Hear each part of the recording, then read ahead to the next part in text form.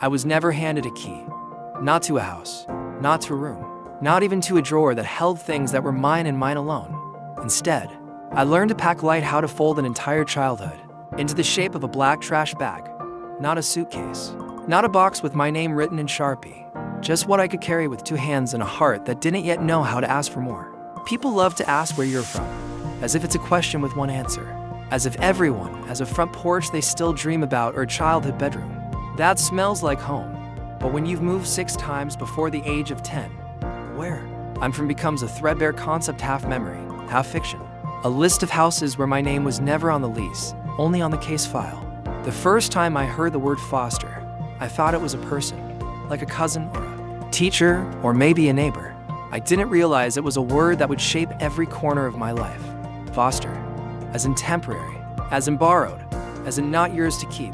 They say foster care is a system, but what they don't say is how it feels to live inside one, to be handed from hand to hand, like a story people stop reading halfway through, to sleep in beds that never remember the shape of your body, to sit at dinner tables where the family photo wall doesn't make space for you, to constantly adjust your tone, your habits, your very self just enough to avoid being sent away again. I've become fluent in polite silences, in quiet thank yous that mask the panic of not knowing where you'll sleep next. I've learned the choreography of fitting in, smile just right, don't eat too fast, never talk back. If you're lucky, they'll keep you longer.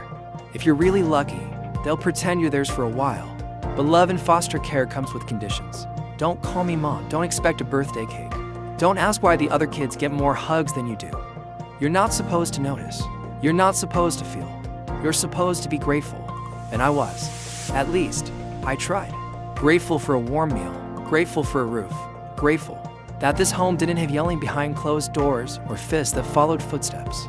But gratitude is complicated when you don't know what it's like to be wanted without paperwork. There are things I stopped doing early on. I stopped unpacking. I stopped getting attached to pets. I stopped dreaming about the word forever. I stopped asking why no one came for me. The worst part isn't the abuse some of us face, or the neglect, or the way our stories are often told for us instead of by us. The worst part is the waiting. The way time folds in on itself when you're always waiting for a call, for a visit, for someone to decide if you're worth keeping, for someone to fight for you in a room full of people who pronounce your name wrong. Sometimes I think foster care taught me more about absence than anything else. The absence of roots, of certainty, of unconditional love. The absence of someone braiding your hair just because. The absence of someone showing up at your school. Play, even if you only had 2 lines. But absence leaves space, and space, though cold at first, is where something new can begin. It took years before I realized I wasn't broken, just displaced. That I didn't lack worth, I lacked belonging. That there wasn't something wrong with me because adults couldn't stay. I was simply surviving in a world that made promises it didn't know how to keep. You start to build your own scaffolding, piece by piece, memory by memory. You stitch together a home from kind glances and late night talks with other kids like you. You learn that family is a verb, not a noun. That home isn't always a place, it can be a moment, a person, a feeling that says, you matter. I remember the first time someone said, I'm proud of you, and meant it. It wasn't a foster parent or a teacher. It was another girl from a group home who knew what it felt like to be invisible. She saw me, really saw me, and in that moment, we were no longer lost. We were found in each other's stories. There's a myth that kids in foster care are troublemakers, damaged goods, hard to love. But the truth is we're some of the strongest souls you'll ever meet. We've walked through hell in borrowed shoes and still found a way to dance. We've had our hearts relocated so many times, yet we still hope, still reach, still dream. Not all of us make it out whole. That's the hard truth.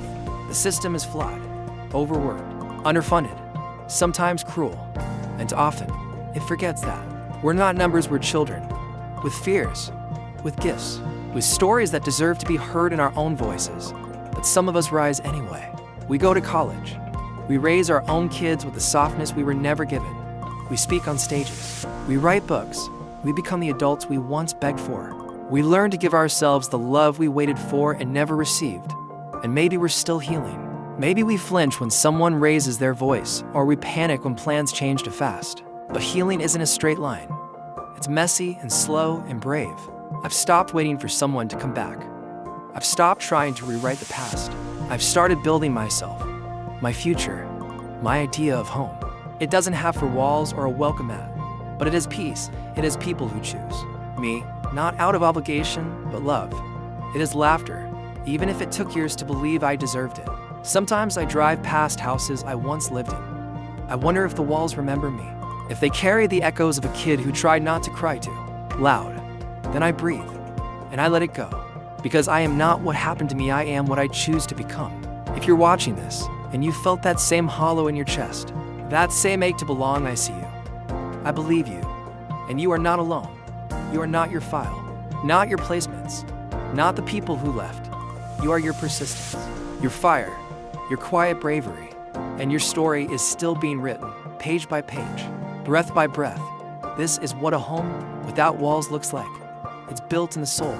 It's held together by resilience. And it stands not because it's perfect, but because we never stop trying.